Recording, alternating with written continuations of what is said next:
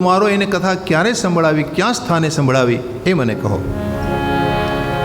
શૌનકજી પ્રશ્ન કરે છે. લોક વિગ્રહ મુક્તસ્ય નારદસ્ય સ્થિરસ્ય ચ વિધિશ્રવે કુતઃ પ્રીતિ સંયોગ કુત્ર તે સહ સંયોગ કુત્ર તે સહ. સનત કુમારોનો અને નારદજીનો સંયોગ કેવી રીતે થયો મહારાજ? બીજો પ્રશ્ન મને એ થાય છે કે નારદજી લોક વિગ્રહથી મુક્ત છે, અસ્થિર છે. લોક વિગ્રહથી મુક્ત એટલે લોકોમાં રહેવું એને ગમતું નથી. બીજું કે અસ્થિર છે, એક ઠેકાણે રહેતા નથી. હવે એક ઠેકાણે જે બેસતો ન હોય કથા કેમ સાંભળે? તો દેવર્ષિ નારદજી કથા કેમ સાંભળી? અથવા અસ્થિરનો એક અર્થ કહું તમને. અકારો વાસુદેવસ્ય, અકાર એટલે વાસુદેવ, વાસુદેવમાં જેની મતિ સ્થિર હોય એને પણ અસ્થિર કહેવાય. આપણા શાસ્ત્રોમાં અ અક્ષરનો અર્થ છે વાસુદેવ. તો અકારો વાસુદેવસ્ય, વાસુદેવમાં જેની મતિ સ્થિર હોય એનું નામ અસ્થિર. નારદજીની મતિ વાસુદેવમાં છે એટલા માટે અસ્થિર છે. તો આ બંનેનું મિલન કેમ થયું એ મને કહો. સૂતજીએ જવાબ આપ્યો કે બહુ સુંદર વાર્તા છે, આપ શાંતિથી શ્રવણ કરો. એક વખત વિશાળ ક્ષેત્રમાં દેવર્ષિ નારદજી ઘૂમી રહ્યા છે. તમને ખબર છે વિશાળ ક્ષેત્ર ક્યાં આવ્યું? સુના હે ના? બધાએ સાંભળ્યું છે. બદ્રીનાથ.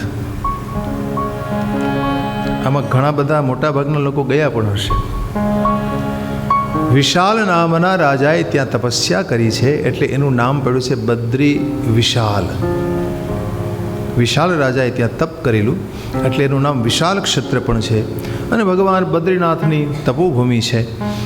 બદ્રીનાથની તપોભૂમિમાં નારદજીનું આજે પણ ત્યાં હંમેશા નિવાસ રહે છે. એમ કહેવાય છે કે 6 મહિના બદ્રીનાથની સેવા નારદજી પોતે કરે છે અને 6 મહિના આપણને બધાને દર્શનનો લાભ મળે છે. દેવતાઓ સ્વયં બદ્રી ભગવાનની સેવા કરવા માટે પધારે છે અને બદ્રીનાથના મંદિરમાં નારદજી ત્યાં હાજર છે. એમનો વિગ્રહ પણ બિરાજે છે ત્યાં. નારદજી, ઉદ્ધવજી, નરનારાયણ, કુબેરજી, તો આ બધો વિગ્રહ ત્યાં નિત્ય બિરાજે છે. તો બદ્રીનાથમાં ભગવાન નારદજી, દેવર્ષિ નારદજીનો નિવાસ છે, એમનું વિચરણ ક્ષેત્ર છે. અને તમારે નારદજીને મળવું હોય ને તો બદ્રીનાથમાં મળે. જો તમારી ભાવ અને શ્રદ્ધા હોય તો નારદજી તમને ત્યાં મળે. હનુમાનજીને મળવું હોય તો ક્યાં મળે? ગંધમાદન પર્વત ઉપર. ગંધમાદન પહાડ છે ને એ બદ્રીનાથની ઉપરના ભાગમાં છે અને ત્યાં કેળાના વનમાં હનુમાનજીનો નિત્ય નિવાસ છે. કેળાનું ભોજન હનુમાનજીને બહુ ભાવે છે એટલે પોતાને ભાવતું ભોજન પણ મળી રહે અને હનુમાનજી ત્યાં ભજન કરે છે. એટલે ગંધમાદન પહાડ ઉપર શ્રી હનુમાનજીનો નિવાસ. ભીમસેનને હનુમાનજી ત્યાં મળેલા. આજથી 5000 વર્ષ પહેલાં ફૂલોની ઘાટી ઉપરથી આવેલું ફૂલ જોઈ અને દ્રૌપદીના કહેવાથી ત્યાં સુધી ભીમસેન પહોંચેલા અને એનાથી ઉપરના ભાગમાં જ્યાં જાય છે ત્યાં હનુમાનજી એમને મળેલા એ સ્થાન ઉપર. અને આજે પણ ત્યાં એનો નિત્ય નિવાસ છે. તો દેવર્ષિ નારદજી, સનત કુમારો, આ બંનેનું મિલન થાય છે આ બદ્રીનાથ ક્ષેત્રમાં. દેવર્ષિ નારદજીના ચહેરા પર ખૂબ ગ્લાનિ હતી, ઉદાસી હતી એને જોઈ અને સનત કુમારો પ્રશ્ન કરે છે. પ્રણામ કરી દેવર્ષિ નારદજીએ વિનંતી કરી, પ્રણામ છે આપને મહારાજ, આજે આ શ્રેષ્ઠ ક્ષેત્રમાં તમારું મને મિલન થયું. સનત કુમારોએ પણ વંદન કરીને કહ્યું, મહારાજજી દિનમુખ કેમ દેખાવ છો? આટલા ગરીબડા કેમ દેખાવ છો? કથમ બ્રહ્મન દિનમુખ કુતશ્ચિંતાતુરો ભવાન ત્વરિતમ ગમ્યતે કુત્ર કુતશ્ચાગમનમ તવ ઇદાનીમ શૂન્યચિત્તોસી ગતવિત્તો યથા જન તવેદમ મુક્ત સંગસ્ય નોચિતમ વદ કારણમ નોચિતમ વદ કારણમ.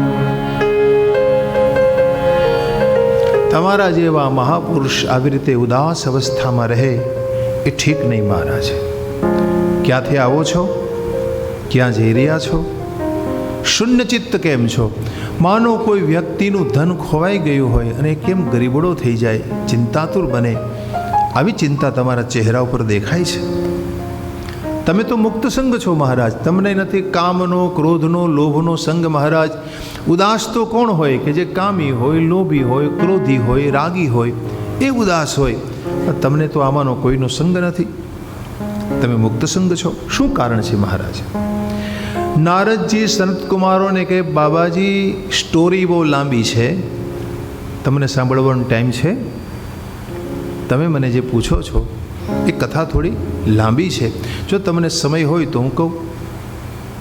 સનતકુમારો કે નારદજી, તમારા જેવા મહાપુરુષોને માટે મેં આ સંસારમાં વિચરીએ છીએ, તમારું દુઃખ દૂર કરવું એ અમારો સ્વભાવ છે. બોલો શું કારણ છે? નારદજી શરૂઆત કરી કે બ્રહ્માજી મારા પિતા છે, તમારા પણ પિતા છે, એમના કહેવાથી હું પૃથ્વીલોક ઉપર યાત્રા માટે નીકળ્યો, પુષ્કર ગયો. પુષ્કર તીર્થગુરુ છે. પ્રયાગ, કાશી, ગોદાવરી, હરિક્ષેત્ર, કુરુક્ષેત્ર, શ્રીરંગ, સેતુબંધ, આ બધા તીર્થોમાં હું ઘૂમ્યો મહારાજ, પણ મારા મનને સંતોષ થાય એવું એક પણ દ્રશ્ય મને દેખાયું નહીં. મેં દુઃખી હો ગયા મહારાજ. અને આજે તમે જુઓ કે વધારેમાં વધારે પાપ થતું હોય ને તો તીર્થમાં થાય છે. વધારેમાં વધારે પાપ તીર્થોમાં થાય છે. આ કલિયુગમાં તીર્થમાં હંમેશા પાપ થતું જ રહેશે. કલિકાળનો પ્રભાવ છે. હવે 5000 વર્ષ પહેલાં બોલાયેલા શબ્દો છે. દેવર્ષિ નારદજીએ વિનંતી કરી, સનતકુમારજી મને એ તમે બતાવો કે તીર્થયાત્રા માટે નીકળ્યો હું તો વ્યક્તિ નિષ્પાપ બનવો જોઈએ, પણ એને બદલે ત્યાંના લોકોને મેં પાપ કરતા જોયા. શું જોયું તમે મહારાજ? તો પહેલાં તો મને ક્યાંય સત્ય ન દેખાયું. સત્ય મને ક્યાંય દેખાયું નહીં. ધર્મના 4 પગ છે, 4 પાયા છે. પહેલું સત્ય, બીજો પવિત્રતા, ત્રીજો તપસ્યા, ચોથો દયા અથવા દાન. ધર્મનો પ્રથમ પાયો સત્ય છે. દેખો, ધર્મ કાર્યમાં તમે આગળ જ્યારે વધો છો ત્યારે પહેલાં જીવનમાં સત્ય હોવું જોઈએ, પણ તકલીફ એ છે કે આપણા જીવનમાં સત્ય હોતું જ નથી. શરૂઆત સત્યથી થાય છે. સત્ય સમાન કોઈ ધર્મ નથી. ગોસ્વામીજી લખે માનસમાં, ધર્મુન દૂસર સત્ય સમાના, ધર્મુન દૂસર સત્ય સમાના, આગમ નિગમ પુરાણ બખાના, આગમ નિગમ પુરાણ બખાના, સત્ય મૂલ સબ સુકૃત સુહાય, સત્ય મૂલ સબ સુકૃત સુહાય, વેદ પુરાણ વિદિત મનુ ગાય, વેદ પુરાણ વિદિત મનુ ગાય, સત્ય મૂલ સબ સુકૃત સુહાય, સત્ય મૂલ સબ સુકૃત સુહાય, વેદ પુરાણ વિદિત મનુ ગાય, વેદ પુરાણ વિદિત મનુ ગાય, ધર્મુન દૂસર સત્ય સમાના, ધર્મન દૂસર સત્ય સમાના. ગોસ્વામીજી આજથી 550 વર્ષ પહેલાં રામચરિત માનસ રચ્યું. એમાં એમણે શાસ્ત્રોનો સાર લઈને લખ્યું કે સત્ય સમાન કોઈ ધર્મ નથી. અને કલિયુગમાં એક જ ઉપાસના છે, સત્યની.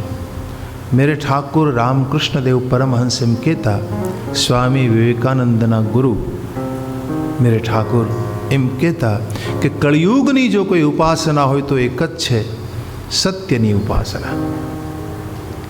કલિકાલમાં તમે ગમે એટલી સાધના કરો પણ જો જીવનમાં સત્ય નહીં હોય તો તમારી સાધના તમને ફળ નહીં આપે. માટે શક્ય હોય એટલી સત્યની ઉપાસના કરવી, આવું બોલે છે મહાપુરુષો. તો આજે તો બોલવું ખોટું, ખાવું ખોટું, આચરણ ખોટું, જૂઠ હી લેના જૂઠ હી દેના જૂઠ ચબેના. ગોસ્વામીજી માનસમાં લખે છે, દેવું ખોટું, લેવું ખોટું, ચામણું ખોટું, જે હોય બધું જૂઠું. તો પછી આમાં ધર્મની વાત જ ક્યાં કરવી રહી? નારદજી કહે છે, મહારાજ મેં સત્ય ક્યાંય ન જોયું. સત્યમ નાસ્તિ તપશોચમ. મેં તપસ્યા કોઈનામાં ન જોઈ મહારાજ. પવિત્રતા મને કોઈનામાં દેખાઈ નહીં. દયા દાન આદિ કોઈનામાં મેં જોયા નહીં. તમામ લોકોને મેં પેટ ભરા જોયા, ખાઈ પીને મોજ કરનારા જોયા. બસ ઉદરમ ભરીણો જીવા. ઉદર એટલે પેટ. ઉદરમ ભરીણો જીવા વરાકાકુટ ભાષિણા. ખોટી સાક્ષી દેનારા લોકોને મેં જોયા. મંદા સુવંદ મતયો. પોતાને માને છે બહુ બુદ્ધિવાળા, શ્રેષ્ઠ બુદ્ધિના માને. આપણને લાગે કે બહુ બુદ્ધિવાદી બુદ્ધિશાળી છે, પરંતુ કળિયુગનો માણસ છે ને મંદ બુદ્ધિનો છે. ગોસ્વામીજીમાં લખે છે, મંદા સુમંદ મતયો મંદ ભાગ્યા રૂપદ્રિતા. કળિકાળનો માણસ શાસ્ત્રને સમજતો નથી, એમને વેદાંત વિચાર નથી, શાસ્ત્રની કોઈ સમજ નથી, કારણ કે બુદ્ધિ એની મંદ છે. મંદા સુમંદ મતયો. આવા લોકો કળિયુગમાં થશે. મંદભાગીના એટલા માટે થશે કે એને સત્કર્મ કરવું ગમતું નથી. પછી કહે, સંતોનું દર્શન મેં કર્યું. સંતો કેવા છે? તો કે સંતો છે ને બધા પાખંડ કરનારા જોયા. જેટલા સંતોને તમે જુઓ ને બધા પાખંડ કરનારા છે. કહેવાય સંત પણ પાખંડ કરનારા જોયા. પાખંડ નિરતા સંતો વિરક્તાસ્ય પરિગ્રહ. કહેવડાવે પોતાને વિરક્ત પણ ભેગું કરનારા જોયા. કહે કે ભાઈ મારી જેવો કોઈ ત્યાગી નહીં, મારી જેવો કોઈ વિરક્ત નહીં, પણ વધારેમાં વધારે ત્યાં ધન તમને મળે. ભેગું કરનારા લોકોને મેં કળીકાળમાં નિહાળ્યા. ગૃહસ્થ ધર્મનું મેં દર્શન કર્યું મહારાજ. તો મને ખબર પડી કે તરુણી પ્રભુતા ગેહે શાલકો બુદ્ધિદાયિકા. ગૃહસ્થોનું ઘર મેં જોયું ને તો એમાં પુરુષનું કંઈ ચાલતું નથી, પણ એની પત્નીનું જ વધારે ચલણ જોયું. એસા લિખા અહીંયા પર. તરુણી પ્રભુતા ગેહે. ઘરમાં તરુણીની પ્રભુતા દેખાય, એમની પત્નીની પ્રભુતા દેખાય. શાલકો બુદ્ધિદાયકા. કોઈ સત્કાર્ય કરવું હોય ને તો મોટા ભાઈને કોઈ નહીં પૂછે, પણ શાળાની સલાહ લેવી પડે છે. મોટા ભાઈને નહીં પૂછે, પણ શાળાને પૂછવું પડે. જો ન પૂછે ને તો ધર્મપત્ની રિસાઈ જાય, ભાઈ મારા ભાઈને કેમ ન પૂછ્યું. તો શાલકો બુદ્ધિદાયકા. આવો સમાજ મેં જોયો. નારદજી કહે છે કે ન યોગી, કોઈ યોગી ન જોયો, કોઈ સિદ્ધ પુરુષ ન જોયો, કોઈ જ્ઞાની ન જોયો. કલિયુગ રૂપી દાવાનલમાં તમામ સાધનો મેં ભસ્મ થયેલા જોયા. મહારાજ મને બહુ દુઃખ થયું. આ બધું કલિકાળના દોષોનું દર્શન કરતો કરતો યામુનમ તટમાપન્નો. યમુનાજીના તટ સુધી હું નજીક પહોંચ્યો. ત્યાં મેં એક કૌતુક જોયું. એક 12 વર્ષની બાલિકા યમુનાની કિનારે બેઠી છે અને એની ગોદમાં 2 વૃદ્ધ પુરુષો પોતાની માથું મૂકીને સૂતા છે. મને આશ્ચર્ય થયું. એમની બાજુમાંથી હું પસાર થતો હતો તો પેલી બાલિકાએ મને જોઈ લીધો. મને જોઈને બાલિકા બોલી, હે સાધુદેવ, હે પરમાત્મા, હે ભૂદેવ, એક ક્ષણ ઉભા રહો બસ. ભો સાધુ ક્ષણમ તિષ્ઠ. હે સાધુ, એક ક્ષણ ઉભા રહો. મને ખબર છે કે તમારી એક એક ક્ષણની કિંમત છે અને તમારા દર્શનથી હું આજે નિષ્પાપ બની છું. મહારાજજી, હું તમારો સમય વધારે નહીં બગાડું. એક ક્ષણ ઉભા રહો. હવે મને ખાતરી છે કે મારા દુઃખની અવશ્ય શાંતિ થવાની છે. બહુ મોટા ભાગ્યથી તમારા જેવા સંતો મને દેખાય છે. બહુ આપણું સદભાગ્ય હોય ને ત્યારે આવા સંતોનું આપણને દર્શન થતું હોય છે. બાલિકાએ મને રોક્યો, હું ઊભો રહ્યો. નારદજી કહે, મેં પૂછ્યું બાજુમાં જઈને, દેવી તમે કોણ છો? આ બંને પુરુષો કોણ છે જે તમારી ગોદમાં મસ્તક મૂકીને સૂતા છે, જે ઘરડા થઈ ગયા છે? હે દેવી, વિસ્તારથી બધું મને કહો. એ વખતે આ બાલિકાએ મને જવાબ આપ્યો, અહમ ભક્તિરીતિ ખ્યાત ઇમો મે તનયો મતો જ્ઞાન વૈરાગ્ય નામાનો कालयोगेन जर्जरो कालयोगेन जर्जरो गंगाद्या सरितश्चैव मतसेवार्थ समागतः तथापि न च मे श्रेय सेविताया सुरेरपि। बापजी मारू नाम भक्ति है। आ बन्ने मारी गोदमां मस्तक मूकीने सूतेला घरड़ा देखाय छे तमने बन्ने पुरुषो, हकीकते मारा दीकरा छे। एकનું નામ જ્ઞાન છે, એકનું નામ વૈરાગ્ય છે। આ બુઢા કેમ થઈ ગયા તમારા બંને પુત્રો? ભક્તિ કહે છે નારદજી, કાલયોગને કારણે, કાલયોગેન જર્જરો। મહારાજ એ બંને વૃદ્ધ થયા છે, મને પણ બુઢાપો આવેલો। હવે મારી વાત આપ સાંભળો। દ્રવિડ દેશમાં હું ઉત્પન્ન થઈ, દક્ષિણ ભારતમાં। કર્ણાટકમાં હું વૃદ્ધિ પામી, મહારાષ્ટ્રમાં હું યુવાન બની અને ગુર્જરે જીર્ણતામ ગતઃ, ગુજરાતમાં હું જીર્ણ થઈ ગઈ। આવું આમાં ભક્તિ બોલ્યા છે। ગુર્જરે જીર્ણતામ ગતઃ, ગુજરાતમાં હું જીર્ણ થઈ ગઈ। પણ આ ભક્તિનું વચન સાંભળતા આપણને શંકા જાય કે ગુજરાતમાં તો વધારેમાં વધારે ભક્તિ દેખાય છે, આપણે સૌરાષ્ટ્ર ગુજરાતમાં ભક્તિ વધારે છે, તો એ ગુર્જર શબ્દ કેમ વાપરવામાં આવ્યો છે? એટલે આપણા ભાગવતના પંડિતોએ સંશોધન કરી અને એવું શોધ્યું કે આ ગુર્જર દેશ અહીંયા જે લખવામાં આવ્યો છે આપણું ગુજરાત નહીં, પણ મથુરાની બાજુનો એક પ્રદેશ હતો, એનું નામ હતું ગુર્જર દેશ। અને એનું પ્રમાણ આમાં મળે છે। ભક્તિએ કહ્યું કે ગુર્જરે જીર્ણતામ ગતઃ, ગુજરાતમાં હું આવી, ગુર્જર દેશમાં હું આવી તો હું જીર્ણ થઈ ગઈ। પછી તુરંત હું વૃંદાવન પહોંચી તો વૃંદાવનમાં મને નવીનતા પ્રાપ્ત થઈ। આમાં ભક્તિ બોલ્યા છે વૃંદાવનમ પુનઃપ્રાપ્ય નવીનેવ સ્વરૂપિણી, મને નવીનતા મળી, મને મારું રૂપ પ્રાપ્ત થયું। આનો અર્થ એ થયો કે આ ગુર્જર એ આપણું ગુજરાત નહીં, પણ આ ગુર્જર એ મથુરાની બાજુનો પ્રદેશ કોઈ છે, અને પછી તુરંત ત્યાંથી વૃંદાવન નજીક છે। એ ભક્તિ મહારાણીને જ્યાં કષ્ટ દેખાયું એના જીવનમાં, એટલે એને પરમાત્માની લીલાભૂમિ યાદ આવી ગઈ। ભક્તને જ્યારે જીવનમાં કષ્ટ આવે ને ત્યારે દોડીને એમણે હરિની લીલાભૂમિમાં જવું જોઈએ। તમને એમ લાગે કે જીવ બહુ દુઃખી છે, જીવનમાં તાપ છે, સંતાપ છે, પાપ બહુ વધી રહ્યા છે, ત્યારે ભક્ત હંમેશા પરમાત્માની જે લીલાસ્થલી હોય ત્યાં પહોંચી જાય। ત્યાં જઈ ભગવાનનું જીવન ચિંતન કરે, દર્શન ચિંતન કરે, કે જેથી એમને નવીનતા પ્રાપ્ત થાય છે।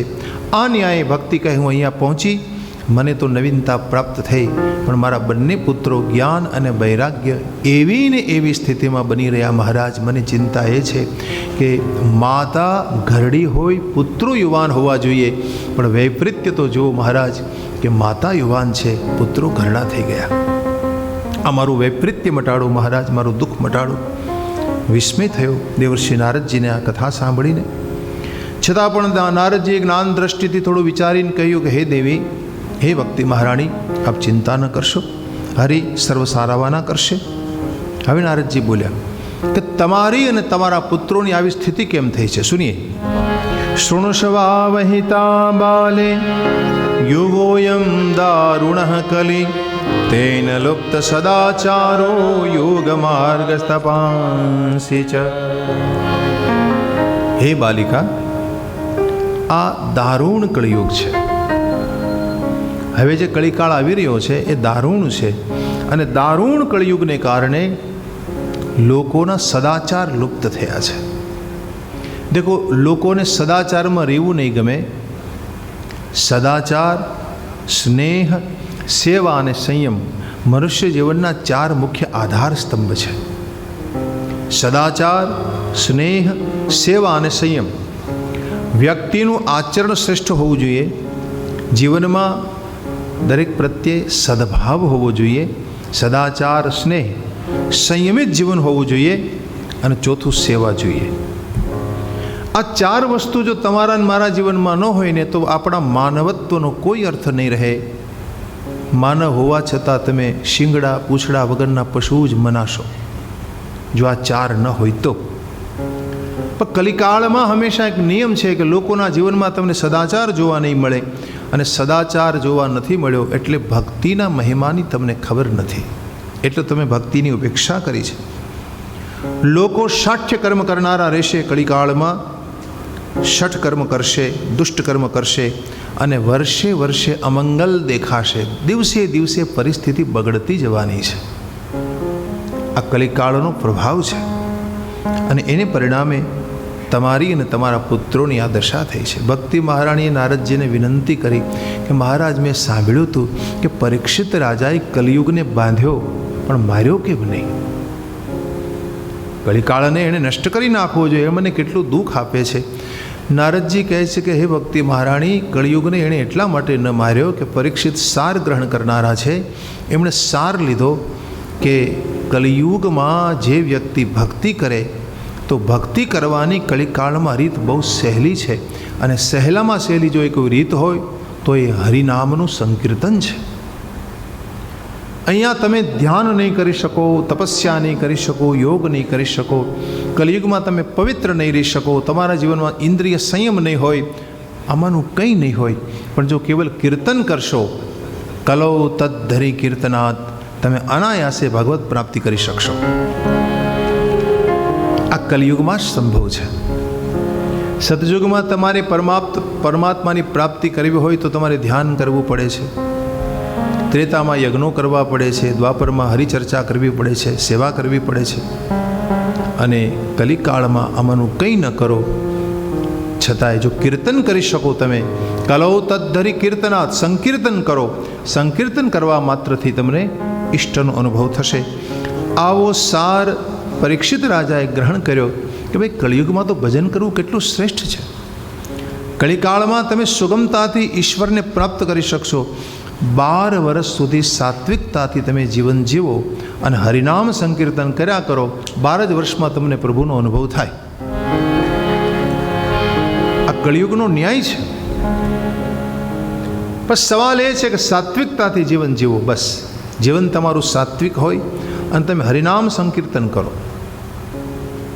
હરિનામ સંકીર્તન એ કલિકાળમાં પ્રભુ પ્રાપ્તિનો શ્રેષ્ઠ મંત્ર છે, એ શ્રેષ્ઠ પદ્ધતિ છે કળિયુગની, અને એટલે અન્ય કોઈ સાધનોની તમારે અપેક્ષા નહીં રહે. પછી પવિત્ર હોય તોય ભલે, અપવિત્ર હોય તોય ભલે. તમે અપવિત્ર હોય તોય સંકીર્તન કરી શકો, પવિત્ર રહી શકો તો બહુ સારી વાત કહેવાય. અને એટલા માટે અહીં પરીક્ષિત રાજાએ કળિકાળને નષ્ટ ન કર્યો અને એમને રહેવા દીધો. પણ નારદજીએ કહ્યું, હે ભક્તિ મહારાણી, આપ ચિંતા ન કરો, હું અહીં સંકલ્પ મૂકું છું કે તમારું અને તમારા પુત્રોને યુવાન બનાવીશ, અને દરેક લોકોના હૃદયમાં હું ઘેરે ઘેરે જઈને તમારું સ્થાપન કરીશ. આ મારો સંકલ્પ છે. નારદજીનો સંકલ્પ જોઈને ભક્તિ મહારાણી નાચી ઉઠ્યા છે. ભક્તિ મહારાણીએ નારદજીની સ્તુતિ કરી છે. જયતિ જગતિ માયા યસ્ય કાયા ધવસ્તે વચન રચન મેકમ કેવલમ ચાકલહ્ય ધ્રુવપદમપિ યાતો યત કૃપાતો ધ્રુવોયમ સકલ કુશલ પાત્રમ બ્રહ્મપુત્રમ નતાસ્મિ સકલ કુશલ પાત્રમ બ્રહ્મપુત્રમ નતાસ્મિ.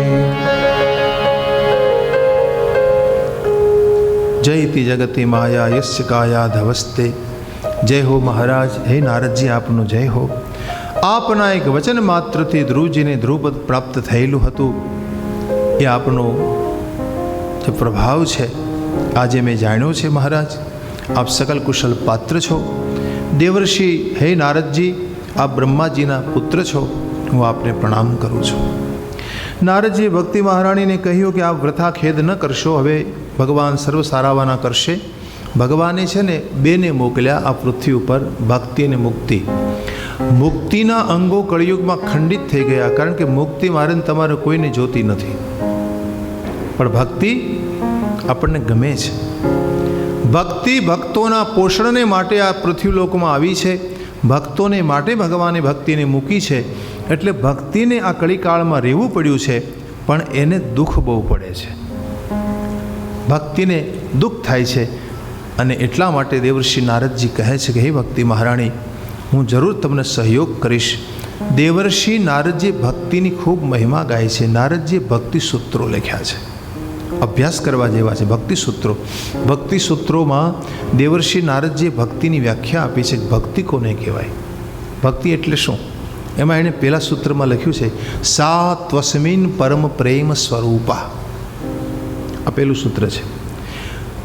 ભગવાનમાં તમને પરમ અનુરાગ પ્રાપ્ત થઈ જાય, આનું નામ ભક્તિ. ઈશ્વર સિવાય તમને કોઈને પ્રેમ કરવાનું મન ન થાય, આનું નામ ભક્તિ. સા તસ્મિન પરમ પ્રેમ સ્વરૂપા. દેખો, મને તમને ઈશ્વરમાં પ્રેમ ઓછો છે, બીજા બધા એમ પ્રેમ ખૂબ હોય છે. એક ભગવાનમાં જ પ્રેમ ઓછો હોય છે. ઘણી વાર કથામાં પૂછું કે આપ ભગવાન કો ચાહતે हैं या भगवान से चाहते हैं? क्या चाहते हैं? भगवान को चाहते हैं या भगवान से चाहते हैं? जवाब आवश्य, हम भगवान को नहीं चाहते, भगवान से चाहते हैं. भगवान हमको कुछ दे दे, बस अच्छा मकान दे दे, अच्छा पति दे दे, अच्छी पत्नी दे दे, बहुत सारे बच्चे दे दे. तो भगवान जो हमें देते हैं उसको हम चाहते हैं, प्रभु को नहीं चाहते. भगवान को चाहने वाली तो कोई मीरा होती है, कोई तुकाराम होता है, कोई ज्ञानेश्वर होता है, कोई जलाराम होता है, कोई कोई होता है. तो भगवान से हम चाहते हैं, भगवान को नहीं चाहते.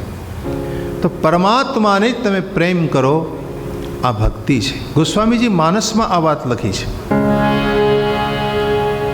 राम ही केवल प्रेम प्यारा, राम ही केवल प्रेम प्यारा, जान ही ले सो जान निहारा, जान ही ले सो जान निहारा.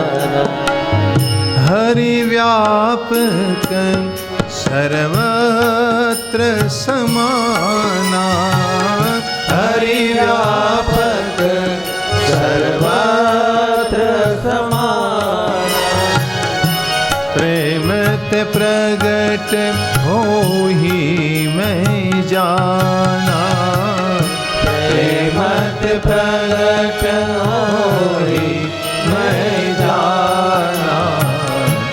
राम ही केवल प्रेम प्यारा, राम ही केवल प्रेम प्यारा, जान ही ले सो जान निहारा, जान ही ले सो जान निहारा.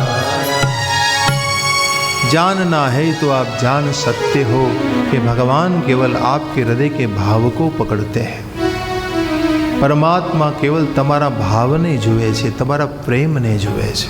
वो स्वामी जी लिखते हैं कि आ मने प्रेम केटलो करे छे.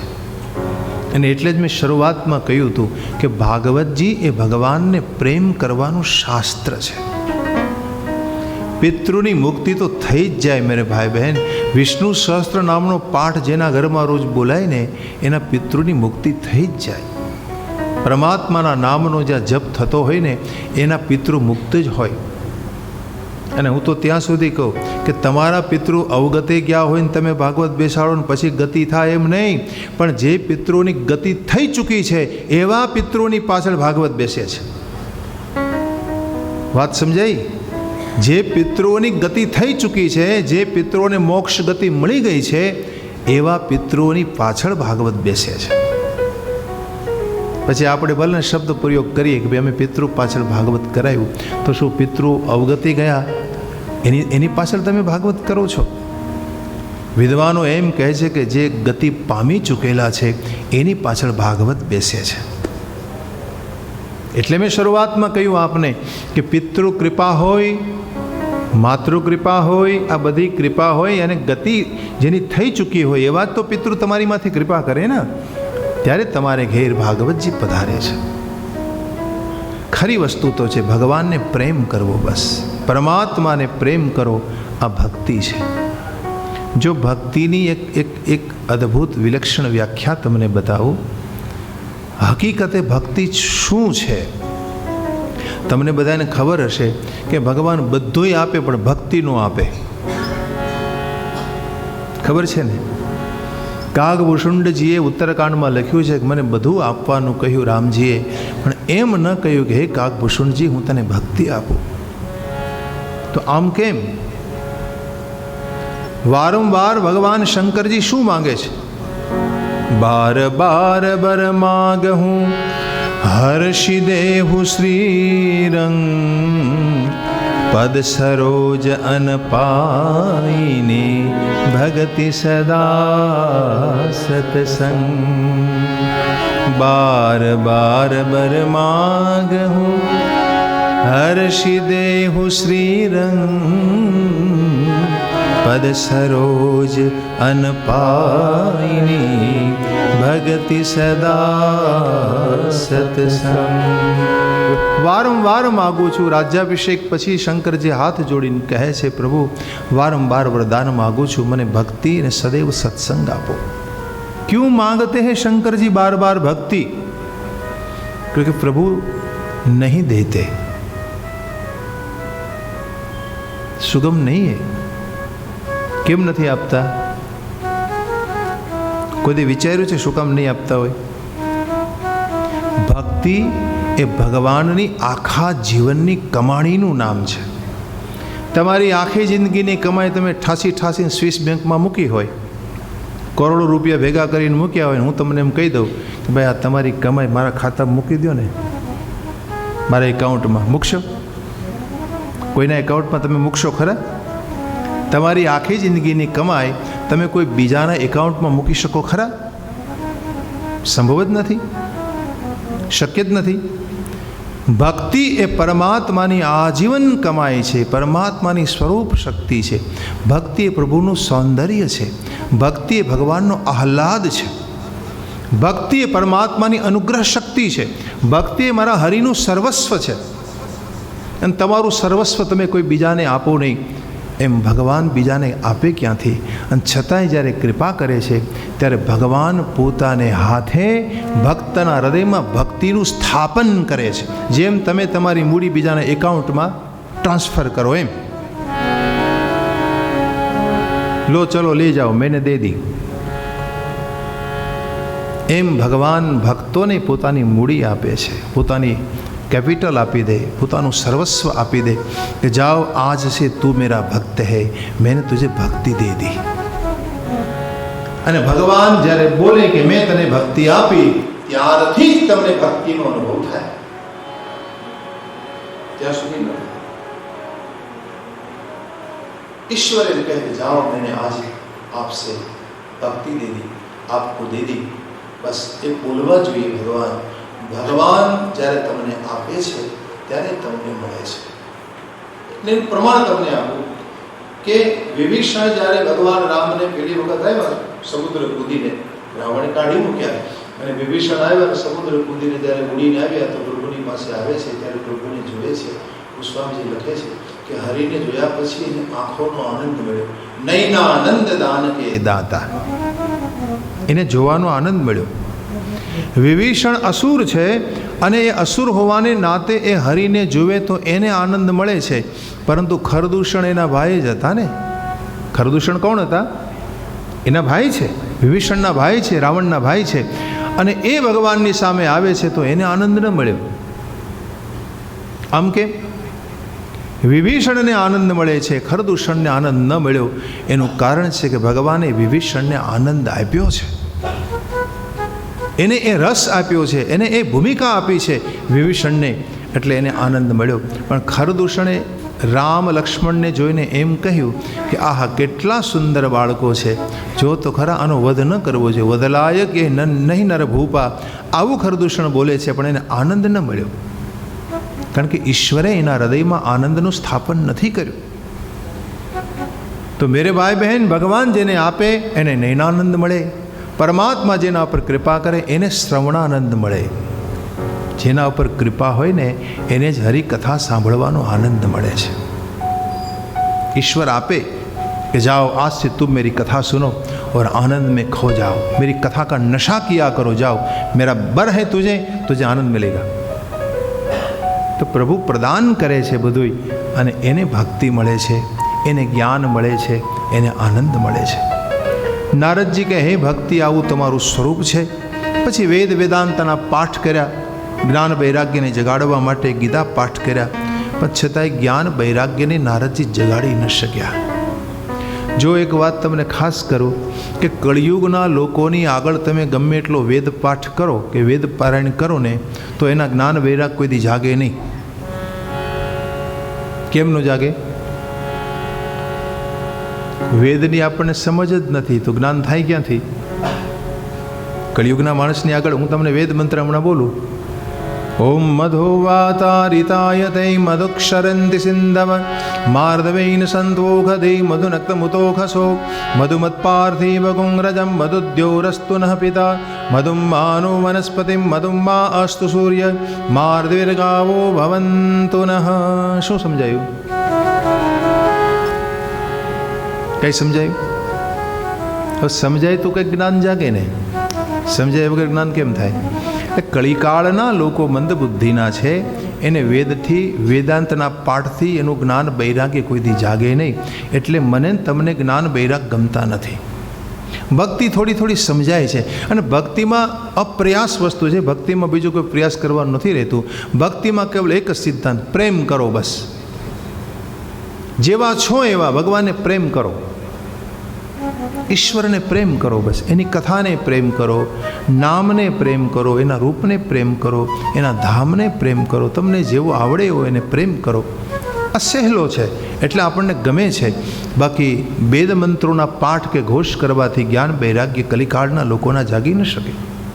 હવે આ મધુવાતા ઋતાય તે હું મંત્ર બોલ્યો, હવે એનો ભાવ તમને બતાવું તો ખ્યાલ આવે. અધરમ મધુરમ વદનમ મધુરમ હસિતમ મધુરમ ભ્રમિતમ મધુરમ. આ એનો ભાવ છે. મધુરાધિપતેરખિલમ મધુરમ. મહાપુરુષોએ વેદ મંત્રોના સારને ગ્રહણ કર્યું, એનું નિચોડ કાઢીને કહ્યું કે આ બ્રહ્મનો મહિમા વર્ણવાયો છે. બ્રહ્મ કેવું છે કે જેનું બોલવું મધુર, જેનું હસવું મધુર, જેના હોઠ મધુર. હસિતમ મધુરમ ભ્રમિતમ મધુરમ બલિતમ મધુરમ. મધુરાધિપતે બ્રહ્મનું સર્વસ્વ મધુર છે, બ્રહ્મનું સર્વાંગ મધુરતાથી ભરેલું છે. જ્યારે આવી રીતે કોઈ સરળતાથી સમજાવે ને તો જ્ઞાન થાય ને. તો મહાપુરુષોએ વેદનો નિચોડ કાઢી અને આવા સ્તોત્રો આપણને આપ્યા છે. એ જ રીતે વેદ મંત્રોના ભાવને જ ભાગવતમાં ભરી દેવામાં આવ્યો છે. જે વેદોમાં ભાવ છે એ જ મંત્રોને, એ જ ભાવને રસના રૂપમાં એક ફલ રૂપે શ્રીમદ ભાગવતજીમાં પ્રદર્શિત કરવામાં આવ્યો છે. નારદજી એટલા માટે આમાં લખે છે, વેદ વેદાંતના પાઠ કરવા છતાંય જ્યારે જ્ઞાન વૈરાગી જાગ્યા નહીં એટલે એમણે ગોવિંદનું સ્મરણ કર્યું. ગોવિંદ સ્માર્યા માસ. ગોવિંદનું સ્મરણ કરતાં આકાશવાણી થઈ કે નારદજી તમે સત્કર્મ કરો, સત્કર્મ કરો. હવે નારદજીને માટે મુશ્કેલી ઊભી થઈ, સત્કર્મ મારે ક્યું કરવું, ક્યું સત્કર્મ કરવું? નારદજીને મૂંઝવણ થઈ કે સત્કર્મ કરવાની મને વાત કરી ભગવાને, પણ હું શું સત્કર્મ કરું? એટલે આજુબાજુમાં રહેલા સંતોના આશ્રમોમાં જઈને પૂછે છે કે આકાશવાણીએ મને જે સત્કર્મ કરવાનું કહ્યું એ મારે શું કરવું જોઈએ? તો કોઈ જવાબ ના આપી શક્યા. ઉલટાના એમ કહે કે ભાઈ તમને નથી ખબર તો પછી અમને ક્યાંથી ખબર હોય? તમારા જેવા વિદ્વાન પુરુષને ખબર ન હોય તો અમને ક્યાંથી ખબર હોય? આમાં તો એવું લખ્યું છે કે ખબર પડી કોઈને કે નારદજી એમને પૂછવા આવે છે તો આશ્રમોને તાળા મારી મારીને ભાગવા લાગ્યા. જવાબ આપી ન શકવાના ડરથી લોકો ભાગી રહ્યા છે. હાહાકાર થઈ ગયો અને નારદજી કહે હું બધાને પૂછતો અહીં સુધી આવ્યો. હે સનત કુમારો, તમે મને પૂછ્યું હતું કે તમારા ચહેરા પર ઉદાસી કેમ છે? આ મારી ઉદાસીનું કારણ છે કે મને માર્ગદર્શન કરો કે મારે જ્ઞાન ભક્તિ વૈરાગ્યને કેમ જગાડવા, લોકોમાં જ્ઞાન કેમ જગાડવું, લોકોમાં વૈરાગ પ્રતિ નિષ્ઠા કેમ કરાવવી અને લોકોને ભક્તિમાં રુચિ કેમ કરાવવી. એના માટે મારે કયું સત્કર્મ કરવું? આ જવાબ મારે જોઈએ છે. મને કોઈ જવાબ ના આપી શક્યું મહારાજ. અને તમે તો યોગી પુરુષ છો, બુદ્ધિમતામ વરિષ્ઠમ છો મહારાજ, દેખાવશો 5 વર્ષના, પરંતુ હકીકતે બહુકાલીના, બહુ મોટી ઉંમરના છો તમે. દેખો સનત કુમારો છે ને એ નિરંતર કીર્તન કરે છે. કયું? શ્રી ભગવાનનું એક સૂત્ર બોલ્યા કરે છે, હરિશરણમ હરિશરણમ હરિશરણમ હરિશરણમ હરિશરણમ. એ સનત કુમારોના મુખમાંથી નિરંતર નીકળ્યા કરે છે. હરિ શરણમેવમ હિ નિત્યમ યેષા મુખે વચઃ અતઃ કાલ સમાદિષ્ટા જરાયુષ્માન બાધતે. હરિશરણમેવમ હિ, આપના મુખેથી હરિશરણમ નામનો મંત્ર નિરંતર નીકળ્યા કરે છે મહારાજ. એટલે આપ વૃદ્ધ નથી થયા, બહુ મોટી ઉંમરના છો, છતાંય 5 વર્ષના હોય એવડા જ દેખાવ છો.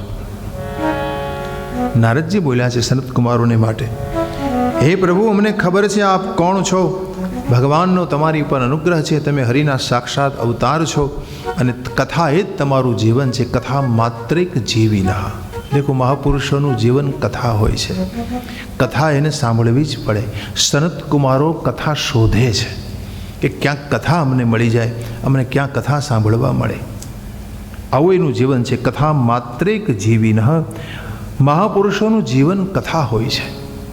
રામચરિત માનસના ઉત્તરકાંડમાં ગોસ્વામીજી એના વિશે લખે છે કે આશા બસન વ્યસન યહ તીનહિ. આશા बसन व्यसन यह तीन ही. क्या लिखते हैं? आशा એટલે દિશા. આશાનો એક અર્થ દિશા થાય. દિશાઓ જેનું વસ્ત્ર છે, યાને દિગંબર અવસ્થામાં રહે છે, અને એને એક જ વ્યસન છે. કયું? હરિકથા સાંભળવાનું. સનત કુમારોને અન્ય કોઈ વ્યસન નથી. એને એક જ વ્યસન, એને કથા સાંભળવી પડે બસ. કથા એને કોઈ સંભળાવે નહીં, તેથી એનો દિવસ ખરાબ જાય. અને અથવા તો કથા કોઈ સંભળાવે નહીં તો 4 ભાઈઓમાંના એક ભાઈ પોતે કથાકાર થઈ જાય, વક્તા બની જાય, અને બાકીના 3 ભાઈઓ સામે બેસીને કથા સાંભળે. આવી રીતે રોજ એને નિત્ય કથા શ્રવણ કરવાનું વ્યસન છે. આવા છો આપ મહારાજ. અને હવે મને ખાતરી છે કે મારું કષ્ટ જરૂર દૂર થશે. સનત કુમારો હસી પડ્યા. કહે છે, નારદજી, તમારું જે કંઈ પ્રશ્ન છે તમારો, એનું અવશ્ય નિરાકરણ છે અને બહુ સુગમ છે. ઉપાય સુખ સાધ્યોત્ર વર્તતે પૂર્વ એવહી. હવે આટલા બધા ચિંતિત તમે કેમ છો નારદજી? તમે ખરેખર ધન્ય છો, વિરક્તોના શિરોમણી છો, શ્રી કૃષ્ણના અગ્રણી દાસ છો. સત્કર્મ કરવાનું આકાશવાણીએ તમને જે કહ્યું એનો અર્થ સાંભળો. સતામ કર્મ ઇતિ સત્કર્મ. સત્કર્મ એટલે સતામ કર્મ, સંતોનું કર્મ હોય એને સત્કર્મ કહેવાય. જે કર્મ સંતોનું છે. સંતોનું કર્મ શું? ભગવાનની કથા સાંભળવી એ સંતોનું કર્મ છે. આ તો હવે બધા વહીવટ કરવા મંડી પડ્યા છે, મોટા આશ્રમો નાખીને. બાકી સંતોનું એક જ કર્મ છે, કથા શ્રવણ કરવું. તમે જુઓ, સનત કુમારોને જુઓ, સાચો સંત કથા છોડે નહીં. અમારા હરિબાપા કોઈથી કથા છોડતા? આપને ખબર છે? સાચો સંત કથા એનું જીવન હોય છે. કથા કોઈ દિવસ સાચા સંત છોડે જ નહીં, અને કથા શ્રવણ કરે, બસ આ જ એનું મુખ્ય કાર્ય છે. અને એટલા માટે સત્કર્મ શ્રેષ્ઠ કોઈ હોય તો શ્રીમદ ભાગવતાલાપ સતુ ગીત શુકાદિભી. જો તમારે જ્ઞાન વૈરાગ્યને જગાડવા હોય, ભક્તિની પુષ્ટિ કરવી હોય, તો શ્રીમદ ભાગવતનો આલાપ કરો. આમ કહ્યું, શ્રીમદ ભાગવતનો આલાપ કરો. આલાપ કરો એટલે એક વખત નહીં, અનેક વખત સાંભળો. જેમ તમે કોઈ રાગનો આલાપ કેમ કરો, એમ એક વખત સાંભળવાથી કથા તમને ન સમજાય તો બીજી વાર સાંભળો, ત્રીજી વાર સાંભળો, ચોથી વાર સાંભળો, 5મી વાર સાંભળો. દેખો, વારંવાર સાંભળો ને ત્યારે થોડી કમથી કથા મગજમાં ઉતરે. એક વખત સાંભળવાથી તમને કંઈ સમજાય નહીં. એટલે કયો? આલાપ કરવાથી આ સત્કર્મ કરશો તમે, કળીકાળના દોષો નષ્ટ થઈ જશે અને અવશ્ય તમને તમારા હૃદયમાં જ્ઞાન, ભક્તિ અને વૈરાગ્યની પ્રાપ્તિ થશે મહારાજ. કલિયુગમાં આના સિવાય કોઈ સાધન છે જ નહીં. વાત સાંભળીને એટલે નારદજીએ પ્રશ્ન કર્યો, બાપજી, ગીતા પાઠ મેં કર્યા, ગીતા પાઠ કર્યા મેં, વેદ વેદાંતના ઘોષ કર્યા મેં મહારાજ. હવે મને પ્રશ્ન એ થાય છે કે વેદનો સાર ભાગવતજીનો તમે આલાપ કરવાનું કહો છો. મેં વેદ પાઠ તો કર્યા, ભાગવત તો વેદનો સાર છે, ભાગવત વેદનો સાર છે તો પછી એનાથી જ્ઞાન બેરાગ કેમ જાગે મહારાજ? મેં તો સાક્ષાત વેદના પારાયણ કર્યા છે અને તમે મને ભાગવત સંભળાવવાનું કહો છો તો ભાગવત વેદનો સાર છે તો એનાથી કેમ જ્ઞાન બેરાગ જાગી શકે મહારાજ? મારો સંશય છેદો. સનત કુમારોએ જવાબ આપ્યો, દેખો મહારાજ, વેદ વૃક્ષ છે. વેદ છે ને, વેદ એ વૃક્ષ છે અને ભાગવત એનું ફળ છે. હવે તમારે કોઈ વૃક્ષનો રસ અનુભવ કરવો હોય, રસ લેવો હોય તો શું કરવું પડે?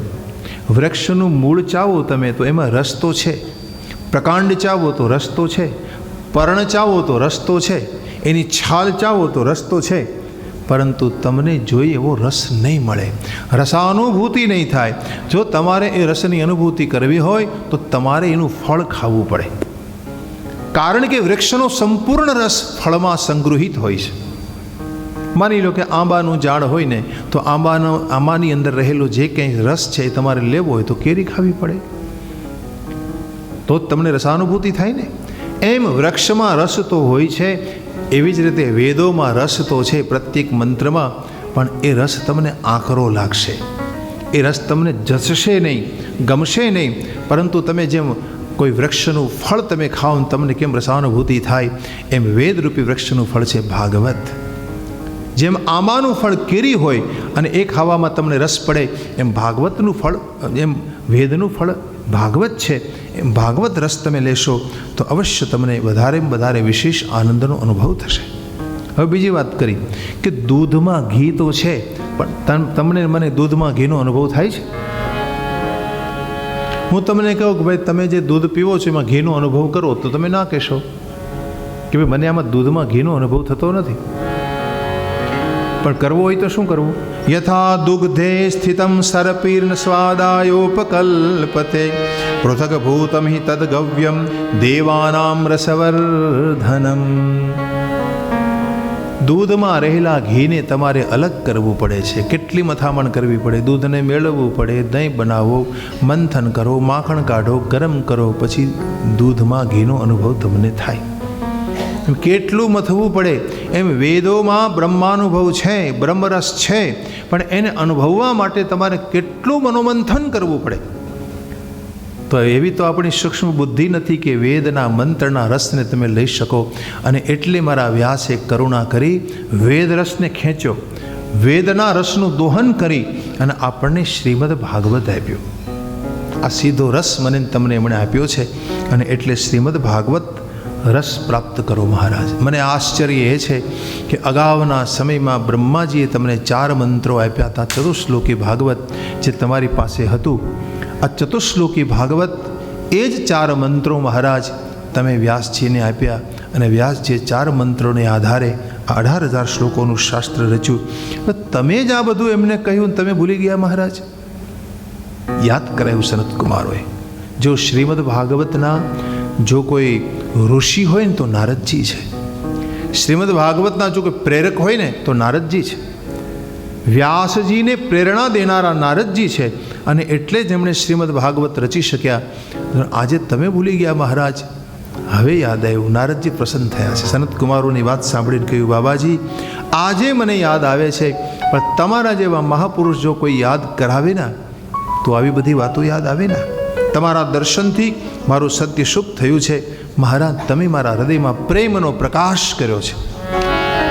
યદ્દર્શનમ ચ વિનિહંત્ય શુભાનિ સદ્ય શ્રેયસ્તનોતિ ભવ દુઃખદવાર્દિતાનાં નિશેષ શેષમુખ ગીત કથેકપાનાં પ્રેમ પ્રકાશ કૃતે શરણં ગતોસ્મી.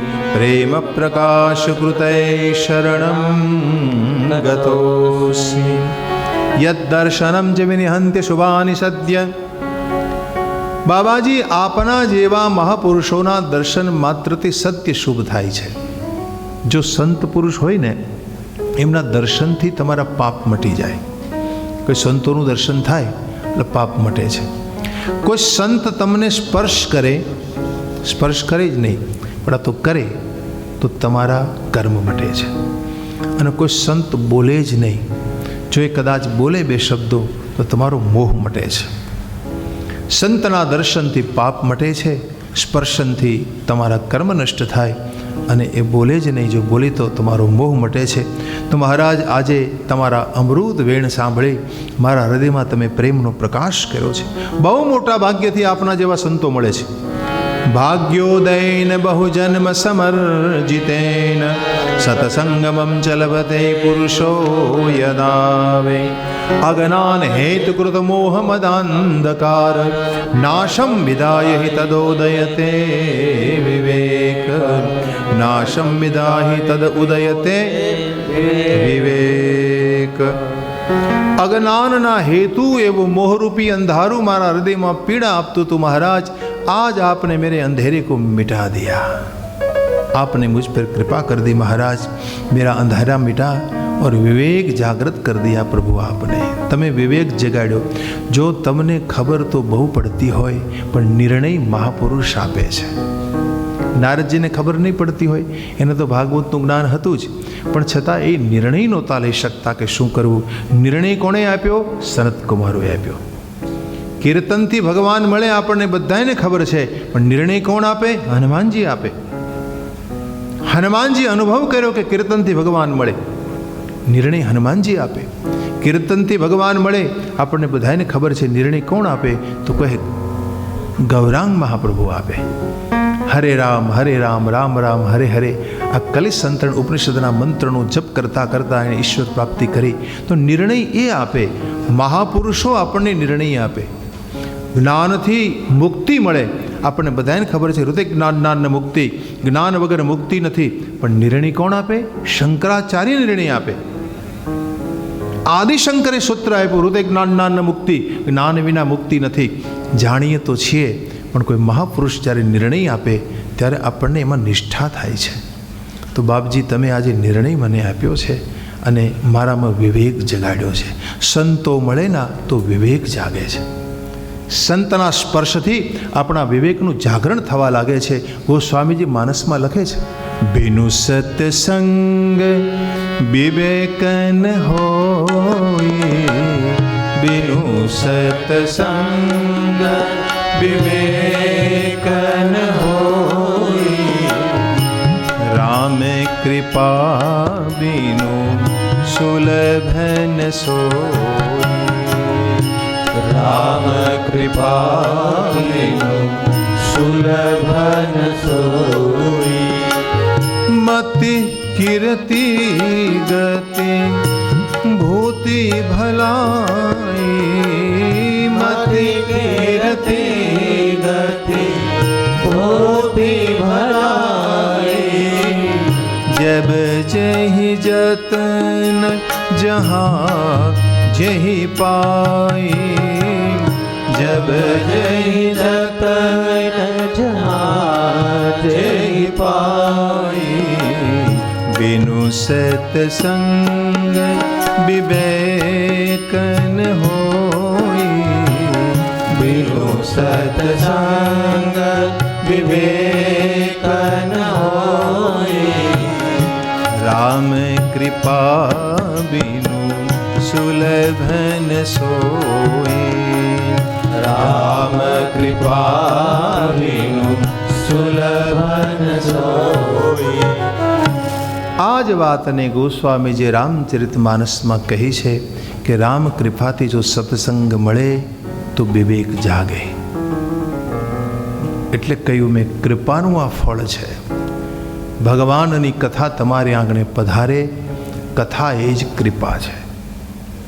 શરૂઆતમાં જ મેં આ વાત કરી હતી કે કથા એ જ કૃપા. ભગવાનને કૃપા કરવાનું મન થાય ત્યારે તમારે ઘેર સત્સંગ રૂપે પધારે, કથા રૂપે પધારે. તો બાપજી આપે ખૂબ કૃપા કરી છે. જો સત્સંગ તમે રોજ કરો ને એના 6 ફાયદા છે, યાદ રાખવા જેવા છે. જે વ્યક્તિ નિત્ય સત્સંગ કરતો હોય, નિત્ય શાસ્ત્ર શ્રવણ કરતો હોય, એના જીવનમાં 6 વસ્તુ આવે. 1, જે માણસ રોજ સત્સંગ કરે, કહે કે સાંભળે, એની વાણીમાં સત્યનો સંચાર થઈ જાય છે. એની વાણીમાં હાચકપણું આવી જાય, સત્ય આવી જાય. સત્સંગનો આ મહિમા છે.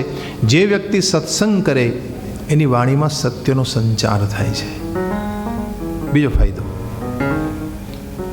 જે માણસ સત્સંગ કરે એની બુદ્ધિની જડતા મટે છે. આપણી બુદ્ધિમાં જડતા બહુ છે કે નહીં? મોટી મુશ્કેલી આપણને એ જ છે, બુદ્ધિમાં બહુ જડતા છે. કોઈ શાસ્ત્રની વાત આપણને સમજવી ગમે નહીં કે સમજાય નહીં, આ બુદ્ધિની જડતા છે. બહુ દેશી ભાષામાં કહું ને તો જડતા એટલે ગાંગડા. એમ તો કહેવાય નહીં બુદ્ધિના ગાંગડા, પણ બહુ છે. કેમ? તો કે ખેડૂત ખેતરમાં બીજ વાવે તો શું કરે? ઢેફાળું ખેતર હોય, ઢેફાવાળું ખેતર હોય ને તો પહેલાં ઢેફા એને ભાંગવા પડે. પહેલાં હાથી આંકીને તપેલા ઢેફા હોય એને ભાંગે, ગરમીમાં ઢેફા તપી જાય એટલે એને ભાંગતા પછી વાર ન લાગે. એટલે એ ઢેફાળા ખેતરમાં રહેલા ઢેફા ભાંગ્યા પછી ખેડૂત એમાં બીજ વાવે ને તો અંકુર સીધા ફૂટે. ઢેફાળા ખેતરમાં જો વાવણી કરી દે તો અંકુર બરાબર નીકળે નહીં. એમ આમાં ગાંગડા ભરેલા હોય ને તો તમે ગમે એટલા સત્સંગના બીજ નાખો ને અંકુર ન નીકળે. એમાં ગમે એટલા રામ નામના બીજ નાખો, ગમે એટલા સત્સંગના બીજ વાવો, પણ જડતા જ્યાં સુધી તમારી મટે નહીં ત્યાં સુધી એમાં અંકુરિત થવાની સંભાવના નથી. એટલે કહ્યું સત્સંગથી બુદ્ધિ રસાળ બને છે. સત્સંગથી જે જડતા હોય એ મટે છે અને પછી તમે એમાં રામ નામના બીજ વાવો, પછી તમે એમાં સત્સંગના વિચાર રોપો તમે તો અવશ્ય અંકુરિત થાય છે. એટલે બીજો ફાયદો બુદ્ધિની જડતા મટે. ત્રીજો સન્માનની વૃદ્ધિ થાય છે. સત્સંગ કરો તમારું માન વધી જાય છે, સન્માન વધે છે. કોઈ પૂછે ક્યાં ગયા હતા? કે ભાઈ સત્સંગ કરવા માટે, તો તમને લોકો માનની દ્રષ્ટિએ જુએ છે. આ ત્રીજો ફાયદો. ચોથો ફાયદો, ચિત્ત પ્રસન્ન બને છે. તમારું ચિત્ત રાજી થઈ જાય, ઓહ આજ मैंने कुछ जाना, आज मैंने कुछ पाया. આવો પ્રસન્નતાનો તમને અનુભવ થશે. આ ચોથો ફાયદો છે. પાંચમો, તમે સત્સંગમાં બેઠા હો ત્યાં સુધી તમને શોક નહીં થાય, ભય નહીં થાય, દુઃખ નહીં થાય. સત્સંગ મંડપમાં છો ત્યાં સુધી તમે તમામ વસ્તુ ભૂલીને બેઠા છો. હા, માંડવો છોડો ને એટલે પછી ભલે હતા ને એવા ને એવા. આ મંડપ છોડો, બહાર જાઓ તો ભલે ને પછી તમે હતા એવા ને એવા, પરંતુ અહીંયા છો ત્યાં સુધી તમને શોક, મોહ, ભય કે પાપથી તમે બચી શકો છો. આ પાંચમો ફાયદો. અને છઠ્ઠો, દેશ વિદેશમાં કીર્તિનો પ્રચાર અને પ્રસાર થાય છે. જે વ્યક્તિ સત્સંગ કરે છે એની દેશ વિદેશમાં કીર્તિ વધે છે, એનો પ્રચાર થાય, એનો પ્રસાર થાય છે. આ 6 ફાયદા ભર્તુહરિ મહારાજે પોતાના નીતિ શતકમાં લખ્યા છે. ભર્તુહરિએ વ્યાકરણાચાર્ય હતા. ભર્તુહરિ સ્મશાનમાં રહેતા, મહાન રાજવી સ્મશાનમાં પડી રહેતા. એમ કહેતા કે હું સ્મશાનમાં નિવાસ કરું છું છતાંય સત્સંગ કરું છું, કોઈને કોઈ સત્સંગને શોધી લાવું છું. એમણે નીતિ શતક, શૃંગાર શતક અને વૈરાગ્ય શતક, 100 મંત્રોનું હોય ને શતક કહેવાય, આવા 3 શતકોની એણે રચના કરી છે. અને એમાંના એક નીતિ શતકમાં એણે આ સત્સંગના ફાયદા લખેલા છે કે રોજ સત્સંગ કરો. રોજ મનુષ્યના જીવનમાં હું ઘણીવાર કહું કે ભાઈ તમને કોઈ સત્સંગી મળે તો સત્સંગ કરો, ન મળે તો શાસ્ત્રનો સંગ કરો. શાસ્ત્ર વાંચો, ભગવાનની કથા વાંચો, પરમાત્માની કથાનો એક રોજ એક અધ્યાય કરો. કહેવાનો ભાવ એ છે કે સત્સંગ તમે જાતે કરો. કોઈ સત્સંગી ન મળે તો શું થયું? નિત્ય સત્સંગ કરો, પ્રભુ કૃપાથી એ મળે છે. નારદજી પૂછે છે કે બાપજી હવે મારે આ જ્ઞાન યજ્ઞ ક્યાં કરવો એ મને કહો. કેટલા દિવસનો હોય, કેટલા દિવસના વિધિ છે?